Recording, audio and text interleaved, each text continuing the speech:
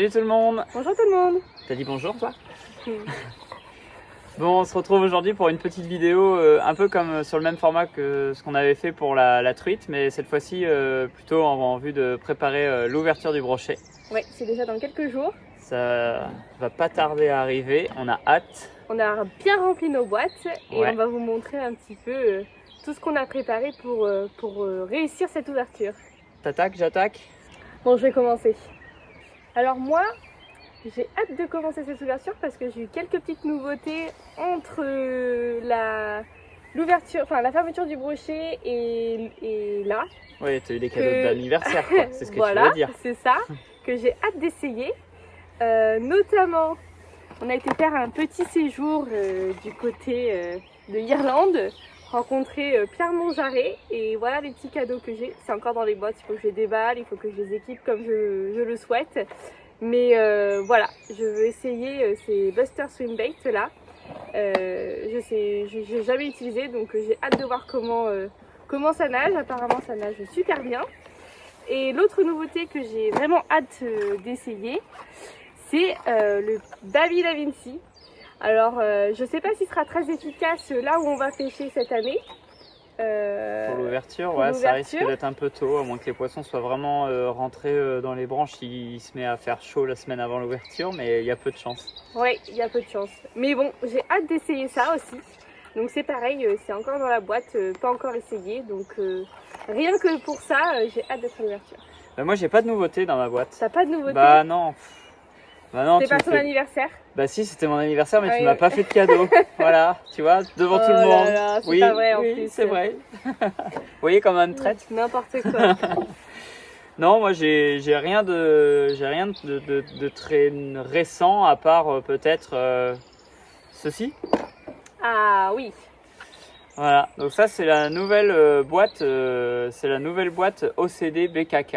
Chacun est libre de compléter sa boîte comme il le veut. Moi je l'ai pas trop remplie. Je trouve qu'elle est pas du tout organisée ta boîte. Hein. Amandine elle l'a remplie beaucoup trop par rapport à moi. Non, moi j'ai préparé ma boîte pour toute éventualité. Voilà. Ah ouais, mais là c'est parfait, comme ça moi tu vois, c'est parfait, je vais avoir juste à piocher là. Je suis sûre qu'en plus il y a des choses que tu m'as piqué encore. C'est pas vrai.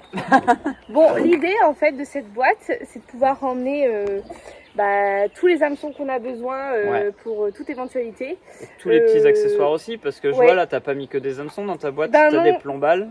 En fait, j'ai mis un petit peu pour la perche, si jamais on trouve un banc de perche. J'ai mis un petit peu pour le bass.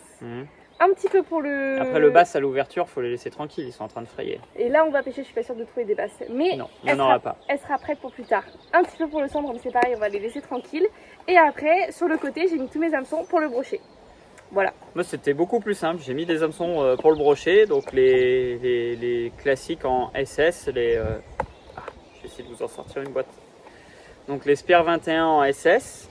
Et après j'ai complété pareil avec quelques UVC, ça y est, je suis déjà en train de mettre le bazar, et quelques UVO, surtout sur des tailles brochées. J'ai pris du 1, 1,0, 2,0, enfin j'ai pris surtout des grosses tailles, vraiment pour rééquiper les gros poissons nageurs ou les gros leurres souples pour le brochet. Et après j'ai mis quelques têtes ned si des fois on trouve des perches, quelques hameçons chance pour mettre derrière des spinners ou des chatters. Et moi j'ai pris un outil indispensable, c'est ça, la petite pince à anneaux brisés. Je l'ai pas encore mise, mais je vais la mettre. Effectivement, elle peut être très pratique pour changer son hameçon. Voilà. Bon, ça c'était la petite nouveauté BKK que je tenais vraiment à vous présenter parce qu'elle s'adresse aux pêcheurs au leurre, mais elle peut aussi s'adresser à des gens qui pêchent en mer, en surfcasting et tout. Enfin, on peut vraiment mettre tout ce qu'on veut à l'intérieur. Oui, même ceux qui pêchent au feeder. Ouais, moi je vais m'en recommander une pour le feeder. Ouais, franchement, elle est hyper pratique et je pensais pas qu'on pouvait mettre autant de choses. Après, je pense que si elle était encore plus grande, j'aurais mis encore plus de choses dedans. Ouais, moi si elle était plus petite, j'aimerais bien qu'il y en ait une un peu plus petite. Par contre, pour tout ce qui est street, pour mettre vraiment tous les petits accessoires. Oui, parce que pour les street, elle est un peu grande. Mais, pour mettre dans le sac à dos un peu. Mais pour les bateaux, je trouve qu'elle est géniale. Ouais, c'est le bon format, ouais. Bon, après cette belle nouveauté BKK, je pense qu'il est temps d'annoncer aussi où est-ce que nous allons faire l'ouverture. Parce que... Ouais, on va faire l'ouverture. Si on veut parler un peu des boîtes qu'on va ouvrir, enfin des leurres qu'on va utiliser. Ouais, et donc on va faire l'ouverture là où on a fait notre premier séjour tous les deux. Ouais, le premier séjour là où je l'ai emmené pour la première fois, Oui. on va dire sur un petit week-end pêche. Et où j'ai pris mon premier brochet aussi. Là où tu as pris ton tout premier brochet. Donc on va faire l'ouverture sur un... Alors on n'a pas encore déterminé précisément le lac, mais on va faire l'ouverture sur un lac en Creuse, Haute-Vienne, Corrèze, on ne sait pas trop, mais voilà, on va dire sur un des barrages un des nombreux barrages qu'il peut y avoir sur le pourtour du plateau de Mille Vaches. Au niveau des leurres, je suis parti vraiment sur un panel plutôt broché. Les perches, on en a suffisamment sur la rivière. Bah on fait l'ouverture du brochet pour pêcher le brochet. Ça saute. Bon, du coup, moi je suis parti vraiment sur une sélection pure brochet. Des perches, il y en a quand même quelques-unes, mais vu que c'est l'ouverture du brochet, j'ai vraiment envie de profiter d'aller pêcher le brochet. Mais on prévoit quand même quelques leurres à perche. Si on voit un banc qui... Ouais, je piocherai dans ta boîte, t'inquiète. Ok. Donc là, moi je suis parti vraiment sur une sélection. Alors là, c'est juste de quoi vous montrer quelques échantillons pour vous présenter un peu les différentes familles. Mais disons que là, déjà, il va y avoir des big bait, des leurres intermédiaires, du leurre aussi un peu de réaction, style spinner, shatter, des choses comme ça. Notamment, moi, ce que je vais surtout pas oublier, qui m'a rapporté tant de poissons l'an dernier et un peu partout, le Da Vinci en 240. Et oui, mais est-ce qu'il va fonctionner là-bas? Ouais, il fonctionne partout. Affaire à suivre. Affaire à suivre. Ça, donc quelques swims aussi un peu différents. Aïe, les hameçons piques, ils sont tout neufs, je les ai changés il n'y a pas longtemps. Donc quelques glides, quelques swims. Bien sûr, on ne peut pas partir au brochet, surtout en Corrèze, en Creuse, en Corrèze, sans un buster jerk ou deux, ou 10, je ne sais pas combien je vais en emmener encore. Après, il y a un leurre qui est quand même un incontournable aussi dans la pêche du brochet depuis quelques temps, qui est un peu moins répandu, mais le guppy. Ouais. Bon, après, moi j'ai pris le junior, je pense que c'est une bonne taille pour le début de saison, pour arriver à faire des poissons de toute taille. T'en as un? Oui. T'en as mis un dans ta boîte? Oui, parce que j'en avais pas. Mais je commence à avoir une vraie boîte pour le brochet. Et d'ailleurs, moi j'en ai un avec un coloris, je pense, qui fonctionnera très bien là-bas. Orangé comme ça. Orangé, vu que les os sont un peu tanniques, je pense que voilà, il n'a pas encore pris de brochet, donc. Oh, t'as fait des traces juste dessus avec un couteau pour faire style. De dire. Ouais. Pour faire style, j'en ai pris un, c'est ça. Voilà. Non, après voilà, on va dire sur les leurres dures, après j'ai emmené quelques cranks, quelques jerkbait minots aussi pour faire face à différentes situations de pêche. Bah en leurre dure, je crois que... Toi t'en as beaucoup plus par contre. En leurre dure? Ouais, mais pas forcément des grosses tailles, mais des petites tailles, t'en as mis un peu plus que moi. Non? Bah en fait c'est que à l'inverse de toi, moi j'ai qu'une boîte pour le brochet, donc j'ai décidé de tout emmener. Ah oui, d'accord. Voilà. Ça va plus vite. Mais alors effectivement, après moi j'ai un autre leurre aussi que j'aime beaucoup et que j'utilise, et pour le moment j'ai pas encore fait un poisson mais j'ai eu des ratés. C'est le down swimmer que j'avais pris. Oh là là, ça cherche à côté de moi. Ouais, ça c'était une perche, je pense, à monter ou un basse, je sais pas, mais c'est monté sévère. Là là. Jette-le dans l'eau. Non, on est en réserve et c'est encore fermé, alors on pêche pas. C'est vrai. Non, c'est voilà, le down swimmer que j'avais pris, j'avais rencontré Gaël Even au magasin de pêche de Geoffrey, que vous avez vu dans la vidéo de Edic. Voilà, donc je tiens particulièrement à prendre un poisson avec. J'ai déjà eu des suivis, j'ai déjà eu des attaques, mais pour le moment c'est pas encore concrétisé. J'ai hâte aussi de l'essayer là-bas parce que je pense que ça peut le faire avec les hameçons UVO, là ça peut bien les déclencher. Ça peut bien les déclencher, ouais. Voilà. Bon après, sinon... après si t'as des leurres plus petits, là je vois t'as des petits glides aussi. J'ai des petits glides, ouais. T'as des cranks. J'ai des petits glides comme ça. J'ai des sûr que les cranks ils viennent tous en même temps. Non même pas, putain j'ai pris le seul qui avait pas d'hameçon encore. Ah bah si là regarde, là c'est bon, c'était nickel, tu pouvais tirer, ça faisait une guirlande, regarde. Ouais, ils sont encore accrochés les autres. J'ai pas encore équipé ma boîte moi. Non. Un petit crank, enfin des petits cranks aussi pour voir s'il y a des poissons qui sont actifs. Et voilà. Après faut pas forcément en début de saison sur ces, que ce soit dans n'importe quel milieu, faut pas forcément vouloir pêcher toute la journée très gros et il y a des fois Ouais. les poissons en début de saison ils vont vraiment être focus sur une alimentation pas très grosse. Et tu as utilisé quoi toi en plus petit leurre? En plus petit leurre, Ouais. bah ça. Non mais ça reste aussi un incontournable à avoir dans sa boîte brochée, une murias, quelques gros shad aussi. Voilà. Mais après non, j'ai prévu aussi des leurres un peu de plus petite taille. Bon, le fameux Nitro en 150 qui nous a tant réussi à Biscarros. À Biscarros, oui, en fin de saison, c'était vraiment très très bien. Après, ça va être des eaux totalement différentes, donc fort. Ouais, c'est surtout que là, on va pas pouvoir trouver d'herbier parce qu'il n'y a pas d'herbier sur ces lacs-là. Donc ça va être plutôt des pêches, je pense, de cassant, des pêches de bordure avec des bois morts, des choses comme ça. Donc là, à ce petit jeu-là, pour tout ce qui est bois mort en bordure, à pêcher un peu vite, à laisser descendre un spinner, ça reste une valeur sûre. Ils sont où les tiens? Ah bah t'en as pas. Mais ici j'en avais, je crois que si, tu Mais vois, si, j'en ai t'en as. Et Non, mais j'ai un peu en taille de quelques spinners, ça reste un incontournable aussi pour la pêche du brochet, sur les pêches d'herbier, sur les pêches d'obstacles. Après, moi, le spinner, j'aime bien l'utiliser pour vraiment pêcher une pente. Faire du cranking au spinner, je suis un peu moins fan. Je m'en sers en fait limite comme d'un jig. Je le lance, je le laisse descendre à l'aplomb de l'obstacle. Tu le fais en traction? Non, même pas. En fait, je laisse vraiment juste descendre à l'aplomb de l'obstacle. Une fois que j'ai touché le fond, je ramène sur quelques mètres. Si j'ai pas pris de touche, je ramène vite pour relancer. En fait, je veux vraiment essayer de voir s'il y a un poisson qui est suspendu, tu vois, dans un arbre sur la bordure ou quoi. D'accord. Donc ça fait partie des leurres un peu plus petits. Après, bah, quelques jerkbait minots sur des tailles 8, 10 cm, quoi. Là, j'en ai un autre là. Voilà, des X80, des Visions, des Bifreeze, enfin des pointers maintenant ça s'appelle, mais quelques bricoles comme ça, un peu plus petites. Bien sûr,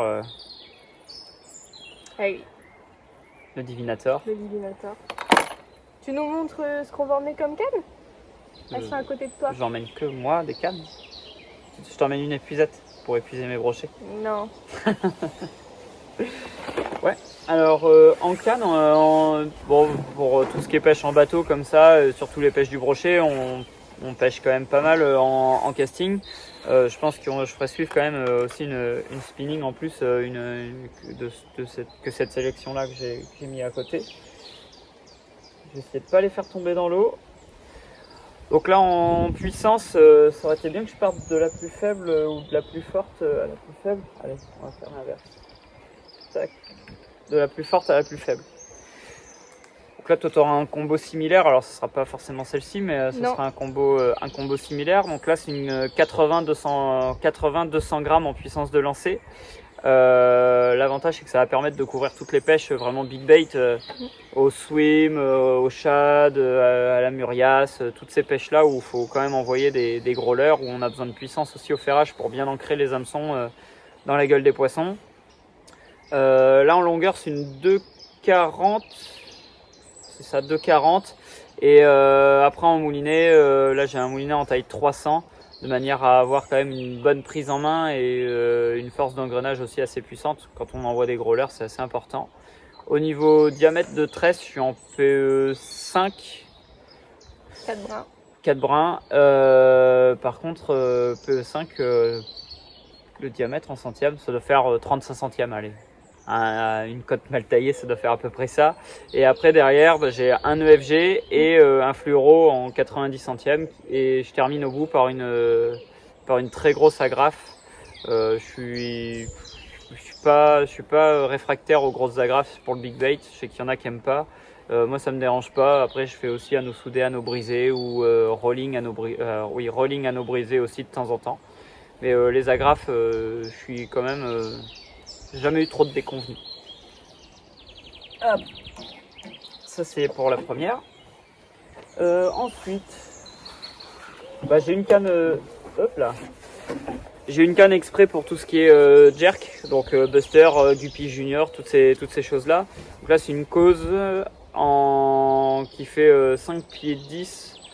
3 x 5, 15, ça fait 1m60, c'est une canne qui fait 1m60. Ta taille. Bah, je suis plus grande qu'1m60. Hein. Vas-y, mets-toi à côté, on va voir. Ah, ben si tu veux. Après, dessus, c'est pareil, j'ai encore un profil rond en taille 301.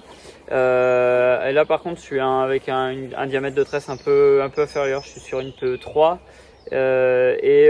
en fluoro je mets du 70, enfin j'ai jamais eu trop de déconvenues en pêchant comme ça, la canne est quand même assez douce donc je me suis rarement fait couper. Bon ça arrive mais c'est moins fréquent quand même. En fait souvent on se fait couper parce qu'on a une canne très dure. Il y a la tension dans la canne. Il y a de la tension dans la canne et du coup le brochet quand il ferme les dents sur le fluoro ça cisaille très vite. Et souvent quand c'est piqué. Après plus ton diamètre est fin et forcément plus tu as de chances de se faire couper. Donc là ça va être une canne un peu on va dire intermédiaire pour des leurres de moyenne taille, tout ce qui est Divinator. Surtout, ouais Divinator, même les Nitro, les Nitro 150 on pêché avec aussi. Toutes ces tailles, tout ce gabarit de leurre là qui va faire entre 25-30 grammes jusqu'à 60 grammes, c'est une bonne canne. Dessus, c'est un moulinet qu'on a passé en test, c'est un Longzi, donc c'est un moulinet qui a un système digital à l'intérieur. Donc on va essayer ça plus en détail, vous avez déjà pu le voir dans la vidéo sur Biscarrosse. Oui, mais là, déjà un test. Ouais. Mais là comme ça il va faire une saison complète. Ouais. Puis là c'est pareil en tresse, une PE3 avec un fluoron en 70 derrière. Et là par contre là j'ai un nœud agrafe dessus pour mettre directement sur tout ce qui est Nitro, Divinator, parce que des fois les agrafes ont du mal à passer sur ce genre de leurre là. Ah bah la prochaine c'est la tienne, tu vas pouvoir me la présenter comme ça, tiens. Ah, ma première canne casting. Ouais. Ça fait un moment que tu l'as quand même. Oui, ça fait un moment que je l'ai. Donc oui, c'est ma première canne, une Mojo Bass 5.3 avec un Revo Hike. Voilà, c'était mes tout débuts en casting. C'est un peu ma canne tout terrain pour moi. Je pêche le bass avec. C'est une 728 en puissance, donc c'est polyvalent pour aller au bass, au brochet avec des petits leurres. On va dire des leurres de moyenne taille, comme tes petits glides. Les petits glides, oui, voilà, tout le monde vient avec. Les petits glides de cette taille-là, c'est parfait avec cette canne. J'arrive bien à lancer avec et c'est surtout que personnellement, les cannes où on lance des big baits toute la journée, de temps en temps, j'aime bien faire une pause. Et le fait de passer sur une canne un peu plus légère, ça manque de biscotto. Ça permet de pêcher tout au long de la journée. Donc moi en tresse, j'ai une PE2. Ouais, je t'ai mis ça parce que t'es un peu une bourrine au ferrage. Pourquoi normalement tu payes un peu moins? Ouais, tu peux mettre un peu moins sur une canne de cette puissance. Bon écoute, en tout cas j'avais le problème, ça c'est clair. Et après en baline, alors je fais aussi un EFG et je mets un baline en 35 centièmes pour avoir une pointe de discrétion et je mets juste un nœud clou en fait, c'est un baline en 70 pour pas me faire couper. Et donc au bout j'ai aussi un nœud agrafe en fait pour mettre plus facilement mes leurres. C'est pratique parce que comme c'est ma canne assez polyvalente, je peux facilement en fait enlever mon bas de ligne en 70 et puis pêcher plus discret. Ouais, au jig ou des choses comme ça. Moi j'aime bien cette canne en plus. Non, les rares fois où je te la pique. Ouais, tu fais un poisson avec. Ah ouais, puis même elle est bien. J'aime bien. Voilà la dernière canne qu'on va emmener sur le bateau. Oula, j'ai failli tomber en arrière là, faut pas jouer là. Sinon c'est la baignade assurée. La dernière ensemble qu'on va emmener, donc là c'est une spinning en 3,20 grammes. Donc c'est une Smith NX4 qui nous suit un peu partout. C'est une canne vachement polyvalente. Ah oui. Pour pêcher la perche, même les brochets avec des petits poissons nageurs, toutes ces petites pêches un peu plus fines. Ou au shad aussi, avec des shads, avec des petites tépées légères. Pour tout ce qui est pêche de perche, de brochet. Après c'est une canne aussi qui est très bien pour le cendre. Bon là les cendres à l'ouverture ils sont sur les nids donc on va pas du tout essayer de les cibler. Oui mais l'année dernière on avait pêché avec ces cannes là les petits brochets. Ouais. Je me rappelle, il y avait un petit pic d'activité et c'était comme des leurres pour le cendre, sauf que. Ouais, c'est ça. C'était pour les brochets. Mais là, on va pouvoir refaire la même chose peut-être sur les brochets, puis même si c'est pas des très gros poissons, c'est toujours rigolo de les prendre avec des petites cannes comme ça. Ah oui, c'est clair, tu fais des touches. Ouais, puis ça fait des fois des jolis combats quand tu touches un poisson de 65, 70 sur des cannes comme ça, c'est quand même rigolo. Ouais, c'est vrai. Après, dessus, j'ai un moulinet en taille 2500. En tresse, je suis toujours en 4 brins. Toutes les cannes sont montées avec des tresses en 4 brins. Tu préfères le 4 brins?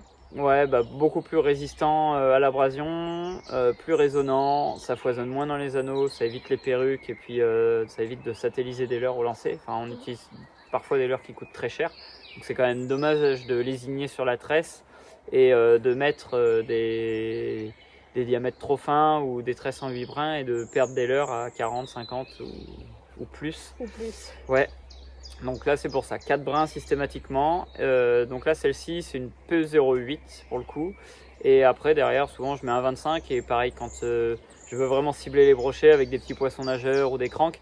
C'est pareil, je fais juste un petit bas de ligne en 70 avec un nœud clou au milieu de manière à relier les deux et puis à éviter de me faire couper mes petits poissons nageurs ou mes petits leurres souples par les brochets. Bon, d'ici quelques jours aussi, vous allez pouvoir retrouver sur la chaîne quelques petits tutos. Oui, on a décidé de vous montrer un peu nos tutos sur comment on fait nos nœuds. Par exemple le nœud FG ou le nœud clou pour notre petit bas de ligne en 70. Ouais. Et aussi puis en même temps quelques montages, notamment c'est vrai voilà, ils reviennent tous les deux, ils ont envie d'y aller. Hein. Notamment le montage 360 sur les nitros, c'est toujours intéressant. C'est des nitros, mais il n'y a pas que, mais surtout sur tous les shads, faire un montage avec un 360 comme ça en dessous. Et puis des petits conseils sur comment choisir. Des fois sur l'armement, sur des choses comme ça aussi, sur l'armement de ces leurres. Tout à fait. On espère que vous avez aussi préparé votre ouverture, que votre sac est prêt. Et dites-nous aussi où est-ce que vous faites votre ouverture. On sait que vous êtes un petit peu des 4 coins de la France. C'est dur à dire. Hein. À nous suivre. Donc voilà, ça nous fait toujours plaisir de lire vos commentaires et partager un peu avec vous toutes ces sessions pêche. Ouais. On vous dit à bientôt et puis bonne ouverture à tous. Ouais, bonne ouverture à tous. Bonne ouverture à tous. Salut.